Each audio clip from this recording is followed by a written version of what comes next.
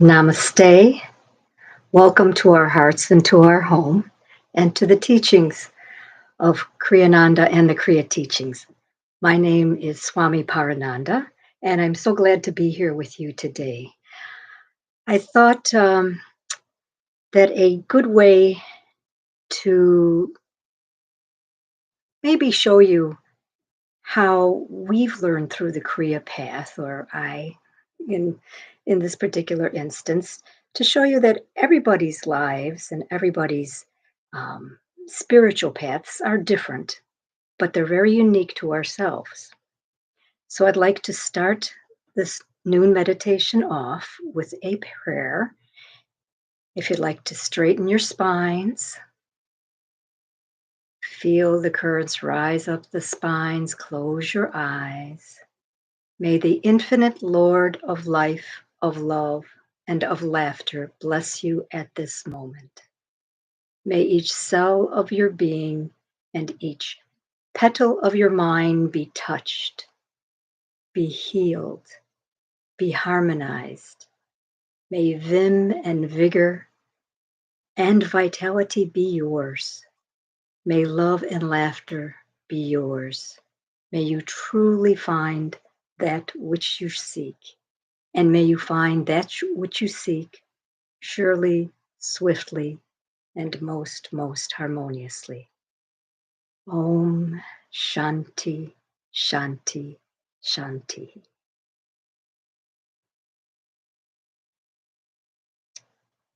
So today's meditation is entitled Lessons on the Spiritual Path. Sincerity and seriousness are the areas that we'll be meditating on today and looking a little bit more into and why they're important in our daily lives and in our spiritual lives. This is particularly special to me because my guru, Goswami Kriyananda, which I was um, very blessed to sit at his feet and actually sit at a living guru's feet along with my fellow disciples and swamis and learn one to one. So, a guru is a dispeller of darkness. He is a teacher. He is a person that can really look into the different parts of your life. We are all fortunate if we do have some teacher or person in our lives that can be a guide, that can help us to see sometimes those dark spots. They call it avidya, ignorance, places that we can't see. It helps us a little bit along on the path, and sometimes helps us to be able to understand ourselves and life more. The guru is like a mirror, and each disciple, each student is taught differently in a lot of ways. Kriyananda would speak about a story about the cow, the cat, and the cobra. And a farmer one day was bringing his animals together, and he had his cow, and his cow he petted, and he, got the milk from the cow, and he gave the milk to the cat. And then the cat he would stroke and pet and take care of, and the cat would climb on his lap. And then he also had a cobra. And now the cobra he would give the milk to. But as we know, cobras, they should stay there. And the cobra could not understand why all the others, the cow and the cat, got treated differently than him. And he said to the farmer, "Well, farmer, may I sit on your lap too, like the cat? And will you pet me like you pet the cow and the cat?" And the farmer said, "But you're a cobra." He says, "That's not what happens with cobras. That's not how you work and live with cobras." He says, "Oh, but please let me try." He says, "I really, really want to try this." So the farmer, being a good person, ends up letting the cobra come to his lap, and the cobra bites him. And the farmer says, "Why did you do that? You wanted to sit on my lap. You wanted to be stroked." And the cobra said, "Because I'm a cobra." So each one of us is differently. And our teachers and those around us and our gurus, life teaches us in a certain way, that way that each one of us can learn or not at. And it really is a lot of standing on your 2 feet. A good teacher, a good parent, a good um, guru, they will teach you different viewpoints, have you stand on your own 2 feet, make your own decisions. This is where the strength comes from. And it's like a small child learning to walk. You have to walk on your own. You can have people hold you up for as long as you want, but you have to walk eventually on your own. So it's standing on your own 2 feet was always a great um, teaching, and really helps me go back in my mind when I'm in those situations and places in my life when I need a little guidance. And so today, sincerity and seriousness was one of the lessons that my beloved guru thought it was good for me to learn the difference between. And people go, "Well, they're really close. They're,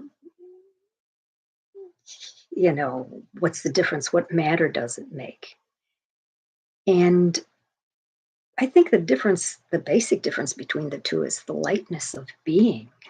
In Life is too short, really, to take too seriously all the time. Seriousness is good for a certain amount of things, but I think the key here was to know the difference between seriousness and taking a breath and laughing at the little things in life that will make you feel better about yourself. And I guess he was teaching me to be less serious and more sincere, at least in the way of dealing with the world. And so the definition of serious, it's the Latin definition, is serious, weighty, important, grave. Serious. Sort of like the star. Other thoughts, other names of it is earnest, grave, sedate, not joking or trifling, thoughtful, subdued in nature. And I thought a very interesting definition was pays undue importance to something at the cost of everything else. Now, I'm not saying that there's not times in life when you really need to focus, but a lot of the spiritual path is learning to bring us together, the Ajna chakra, and balancing. But it's always like the balance, weighing it back and forth. And so I said, well, okay, so then what does it mean when you take life too seriously? What does that mean? Because serious, it's not always a bad thing. You need to take certain things seriously in your life. But one of the things is when you're taking things too seriously is constantly worry about the small things. Aha. Worry, worry, worry, worry, worry, worry. I always thought about that and said, yeah, well, some people are worriers and some people are not. And but it is true to constantly worry. We can't control our lives. We can control a little bit, but life and dharma comes and hits us in full face. You know how that is. It's not bad. my guru said to think about things, to contemplate what might happen. But then you need to just put it in the back of your mind so that you're aware that this could happen and what you would do, and then you leave it there. Think about it every minute of the day, all the time. Another about taking life too seriously is not joking with friends or family. And I know we all have different senses of humor. We have, some of us will laugh at the slightest thing. Some of us, it takes quite a bit and a certain kind of laughter to get us going. But still, we can find humor. I think we really each need to find what makes us laugh in life. That is good laughter. Maybe in a cartoon, jokes. Um, some people just have that gift of making jokes that makes us all sort of laugh and try to have this upliftment. Laughter is upliftment, it's humor. Goswami Kriyananda always thought that this was a very important aspect of life, to find the humor and laughter in life. It lifts the energies. Because you see, when you're very serious, the energies lower into your being to the base of your spine, Saturn chakra. And the idea through our spiritual path, our spiritual meditations, prayers, acts of goodness and kindness, is to actually lift the vibration up. Lift the vibration up the spine, because as it raises, the vibration raises and comes out the top of our head, the 1,000-petal lotus. And that brightness of being, that lightness of being, is what lifts. Seriousness can just take you down. It's like an anchor a lot of times. Another thing about being serious a lot is rarely taking time to unwind, to relax, to sit there and take an inhalation and an exhalation, to enjoy playing with your children, going outside, walking, just whatever brings you some pleasure and happiness and relaxation. We always talked about it, how the importance of taking a 20-minute nap in the middle of the afternoon to regenerate, to relax the body, to relax the mind, to allow our spirits to just gently release. That is when the energies can really flow. Because if you're very serious, if you're very Saturnian, it's very hard to expand those energies. So you're trying to do it upward and enjoy life. Another thing, when we take things too seriously in our life, too strict with ourselves. And then we become too strict with others. Gentleness, kindness to ourselves. I always make the joke about whipping myself with the spaghetti, sort of a get too hard on oneself once in a while. And I guess that was one of the things Kriyananda could see in my tale of the cow, cat, and cobra. And avoid people that are a lot of times very serious, they avoid activities out of their comfort zone. It's hard for them to try new things. Go dancing, go ice skating, go to a different movie, go buy yourself flowers. Try something new. What this does is it helps ourselves to expand our awareness. And that's really what this is about, is expanding our awareness greater and greater, so that we're not all mixed in ourselves and all tight like a little ball.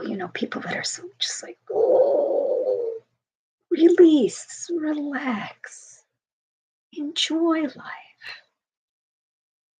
It's too short not to enjoy.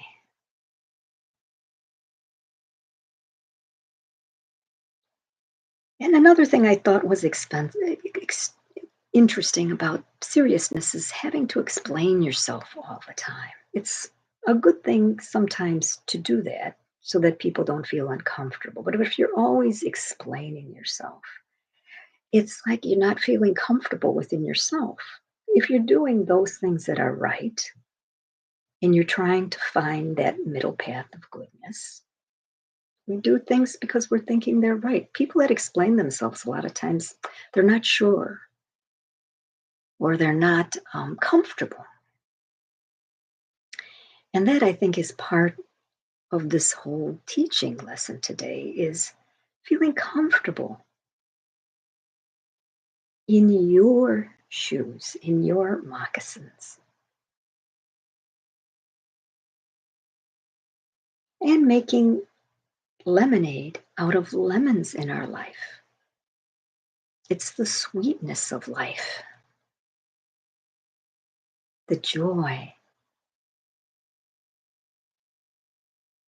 If we stop our spontaneity and creativity in our life, our mind closes and it closes to the openness and freedom in life. We have free will. We have choices. People say, oh, we don't have it. We do. Even if it's a hard situation, we still have free will. And sometimes we have to make choices and, it's the razor's edge, sometimes it's neither choice is easy. But since when did we think life was going to be easy? Who told us that life was going to be? Life is a path of learning. Some learning is easy and fun. Maybe that's what we try to do a little bit more. Not to take it so seriously that we're, oh, I have to learn this or do this or, and it's hard. You're working, your families, your spouses, the world. It's hard not to take things, like you worry, you do worry about things, but maybe finding out now about the sincerity aspect of this. Because with the worrying, Luke 12:25 said, who of you by worrying can add a single hour to your life? What is that going to do for you? It doesn't add anything. In fact, worrying takes a lot of energy. A lot of energy. You wonder, like when you're worrying and when you're upset and when you're stressed out, either some people can sleep a lot or some people can't sleep at all. So it affects us. And detachment is a major, major idea here. Detachment and letting go. Attachments are very difficult.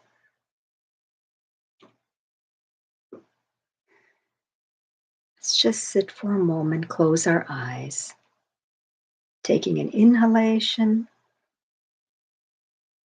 and an exhalation. Release, let go. Feel the joy of life.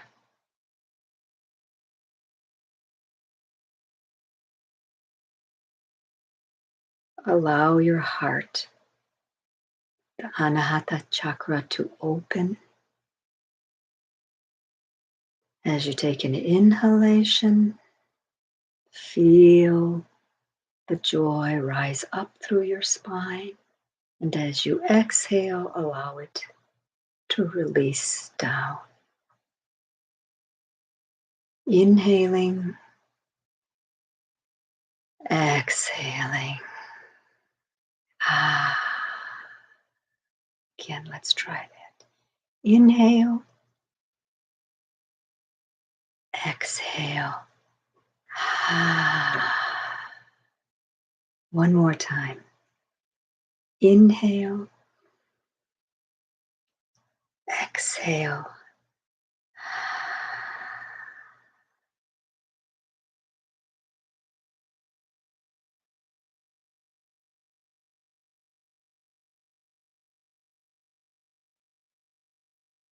There once were two monks traveling the path. And as they were trailing the path, they heard a woman crying. And there was a stream nearby, and they were going to cross the stream. And here was this, she was a very well off woman of the court. And she had a lot of finery on and delicate shoes. And the river was really, it didn't have a bridge. And she didn't know how she was going to get across. So the one monk said, "I'll help you."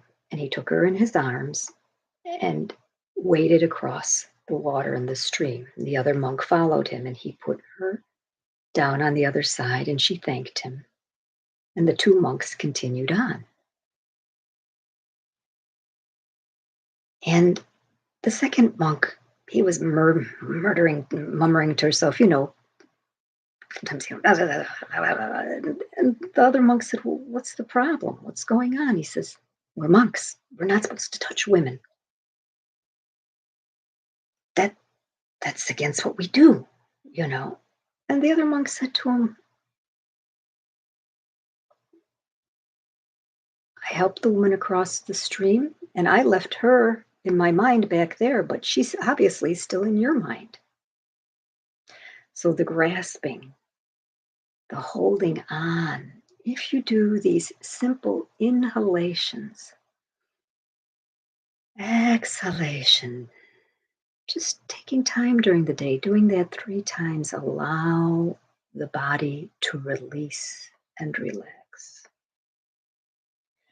By bringing greater awareness, when we watch with awareness, we stop this conflict within us and start to move with the natural flow of life.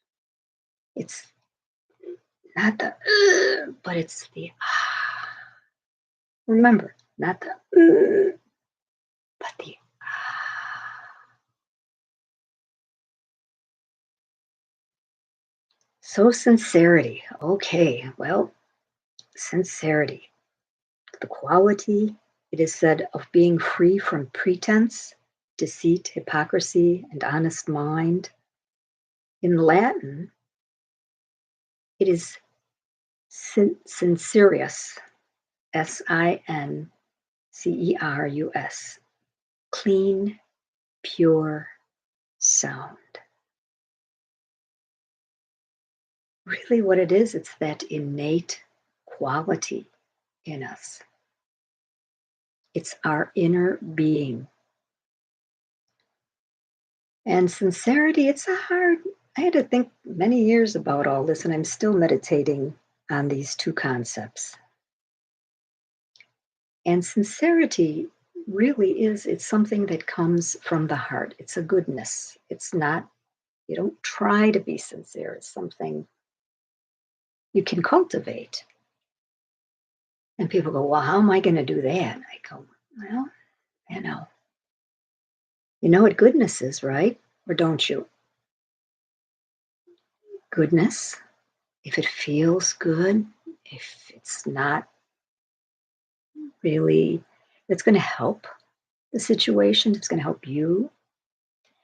Sincerity is a cultivation of the Anahata chakra. It really is a cultivation of all the chakras and the release of this heaviness. So, how do we show sincerity? Okay, here we go on this side. Be genuine. Really genuine. And because of people's personalities, cow, cat, and cobra, sometimes it's hard for certain people to be genuine. There's a lot of baggage that we bring with us through lifetimes of experience, through this lifetime of experience. And being genuine for some people is very hard. It's very, they've been hurt. They're not sure if what they're feeling or doing is genuine. A good thing to meditate on. All of this is good to meditate on, to say, do I understand? How can I be? What how can I be genuine? You know, when they say a genuine diamond, genuine from the earth, created versus a created diamond, a man made created diamond. Same being, same makeup, look very similar, but two different things, really. It's the genuine thing. You know how they say it's the genuine thing. Another way of sincerity is always speak the truth, but that doesn't mean insulting others or being condescending to them. And it's a fine line. I know I've been there in a lot of situations where I want to really tell somebody the truth, but is it something that may hurt somebody? Is it something you have to be very, use wisdom. You want to be honest. You do want to be truthful. Sometimes it's better not to say anything at else because sometimes people use truth as a weapon. And some people know truths. And, the hard part is always, somebody says, oh, I have something, but don't tell anybody. So you're walking around, with this within you that you know, and it can be very hard. Truth is something that is also good to meditate on. What is truth? Truth of the heart, which leads us to thine own self be true. Be the same person on the outside that you are on the inside. And that can be hard. Sometimes you're in situations, a work situation where, maybe you're much more frivolous and, your personal life is different than your work life. But you can still be true to yourself. To thine own self be true, and all shall follow as day follows night. I think this is a lot of what we really talk about with the spiritual path. We all have our essence. What is your essence?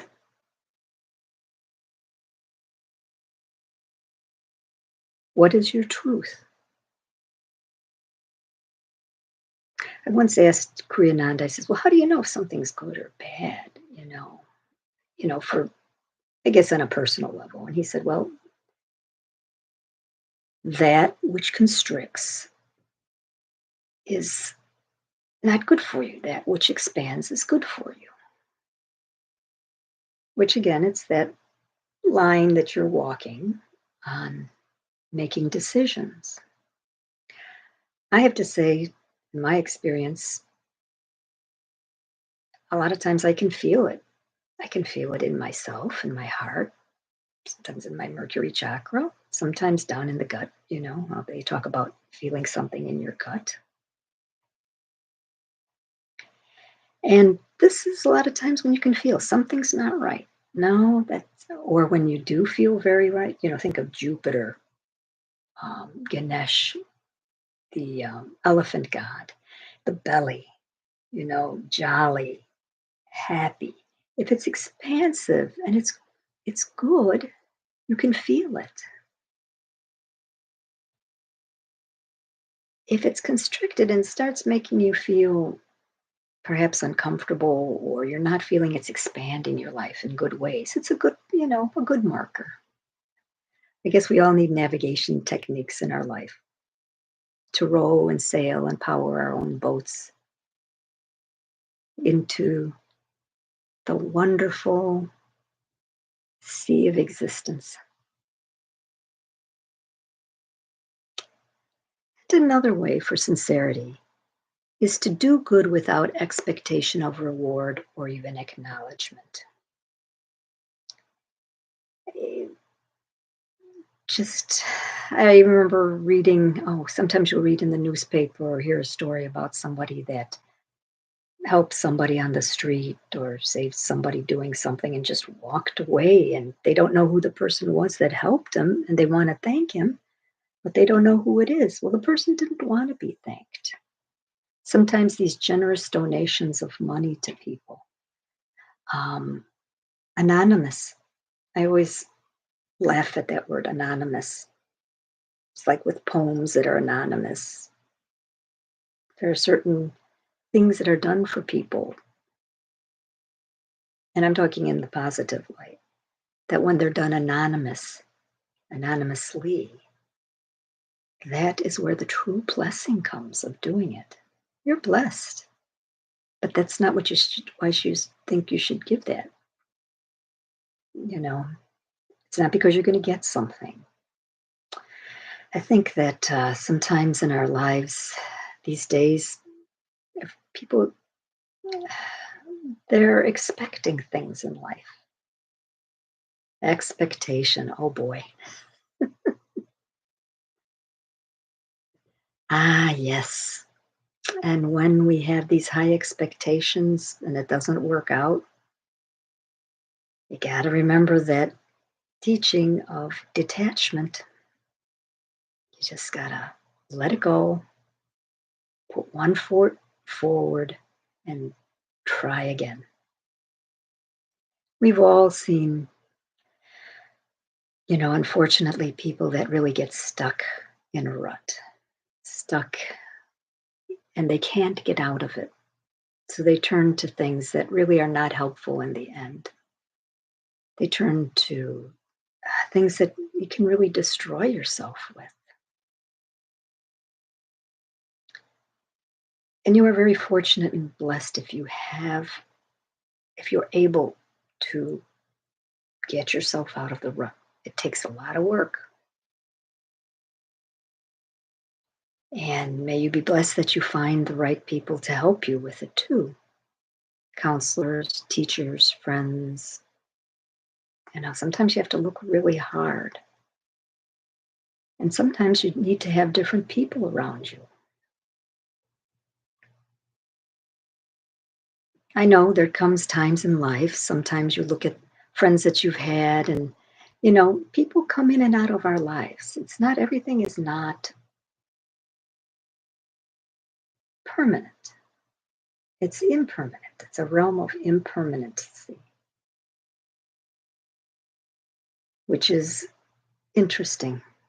Changes are a part of life.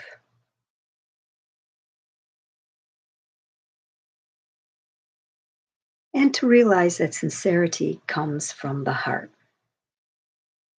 What resonates within, listening to the inner unstruck chord of the Anahata chakra, you have to listen. And one of the things, how we do this, is to quiet ourselves. And for some people, it's very hard to quiet themselves and to look into their minds and to look into themselves, because sometimes there's a lot of pain. So my thought here is doing it gently, kindly to yourself, step by step. Listen and let it release. Sometimes people use and pray to an Ishtadevata. It's a personal chosen deity, personal guide that they can pray to or talk with.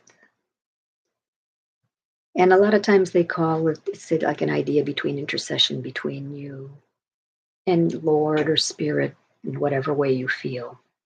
But some type of spiritual symbol to you that helps you.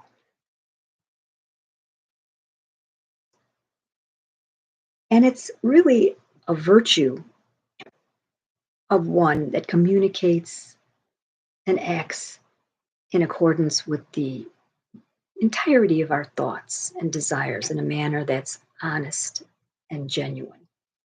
Sometimes it takes time. This can be done, and one of the techniques is tarka, reflection. Sometimes it's suggested at the end of the day, sometimes at the end of the week. Kriyananda suggested at the end of the day because you can remember what you go through and go through your day and just do it like a movie. You'll find things that are good and that you wish you would strengthen in your life, and then you would find things that are difficult and that you would like to change or maybe do differently. And the idea is not to berate yourself, not to keep this attachment to, I did this wrong. No, you didn't. That's the learning, that's the path. See, then that's where you can go forward. If you go, okay, next time I'm not going to do it. I tell you, I've done something where I do it the second time the same way, and I go, that's not smart. You've done it this way already. Think, understand, let go. Let go of the bramble bush. Let go. Be free. The spiritual life is a life, it's free of the soul, of the spirit, of greater awareness. There is a Buddhist mantra, it's for compassion, which I really believe all of us can use greater compassion for ourselves. Because as we have greater compassion for ourselves, we have greater compassion for those around us. It starts from here. It really does. Starts here. Me, I, cultivating this. And the Buddhist mantra is Om Mani Padme Om. The jewel is in the lotus. The jewel. We are the jewel. We are the lotus. The lotus floats on the water, and it floats in very muddy water because that's where it exists. And the mud just comes off the lotus. The lotus is pristine clean when you see it on this muddy water. And that jewel is what's in us. That means that we are this pristine lotus. And this mantra really thanks compassionately all the beings in the universe. So as it's chanted, it releases these vibrations. It said chanting creates thought energy waves, and that the organism vibrates in tune with the energy. And even the scientists say that when a mantra is chanted rhythmically, it creates a like neuro-linguistic effect. It creates this vibration. Such an effect occurs even if the meaning of the mantra is not understood, because the mantras are said to have their origin from primordial sounds that the ancient sages and seers heard when they were in their deep meditations. And they heard these divine sounds of the universe and the mantras in the Vedas, the Samhitas, that were revealed to them. So we have this beautiful set of cosmic vibrations that can place us one way or the other. And so today, Om Mani Padme Hum. is what, if you'd like to be chanting or just sitting quietly and listening, closing your eyes, straightening your spine, focusing your mind at the sun center, the Ajna chakra at the top of your forehead, and gently, if you would like, silently or out loud, Om Mani Padme Om. Om Mani Padme Om. Om Mani Padme Om. Om Mani Padme Om. Om Mani Padme Om. Om Mani Padme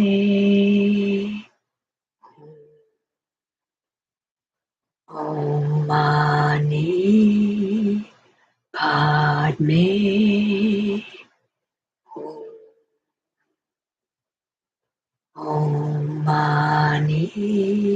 Padme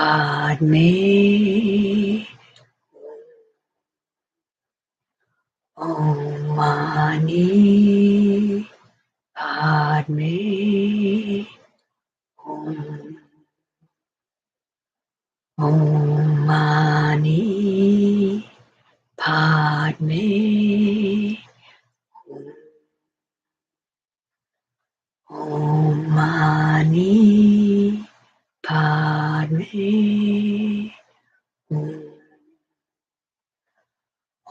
Mani Padme Om Mani Padme Om Mani Padme Om Mani Padme Om Mani Padme Om. Om Mani Padme Om. Om Mani Padme Om. Om Mani Padme Om.